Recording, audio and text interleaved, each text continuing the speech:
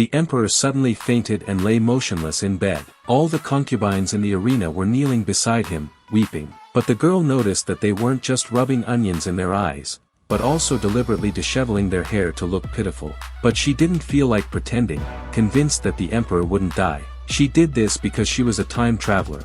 She had been watching a drama at home when she fainted from an accident and ended up right inside the plot, transformed into the evil concubine who was about to be eliminated. Before she could react, her close servant brought out some cakes and suggested she put them on her face. The girl quickly refused, frightened.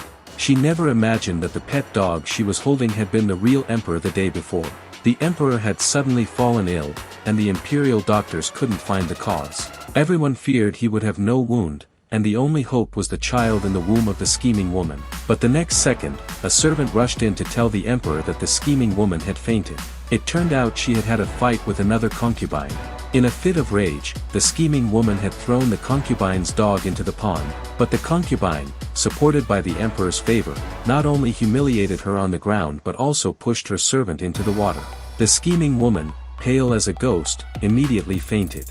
Upon hearing this, the emperor was furious and was about to order the concubine punished when he suddenly collapsed. Opening his eyes, he found himself in the concubine's arms, transformed into a pet dog. He tried desperately to fight, but only barked. The emperor was completely astonished. Unaware that the concubine before her was the girl who had traveled to the drama, the scheming woman entered.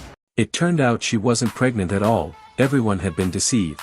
Upon hearing the truth, the emperor flew into a rage and immediately tried to bite her, but the scheming woman kicked him, knocking him unconscious.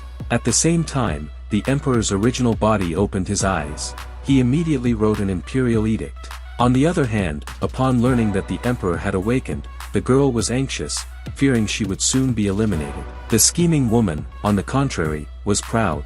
But none of them expected that when the edict arrived, the only one punished would be the scheming woman. She stood frozen in place.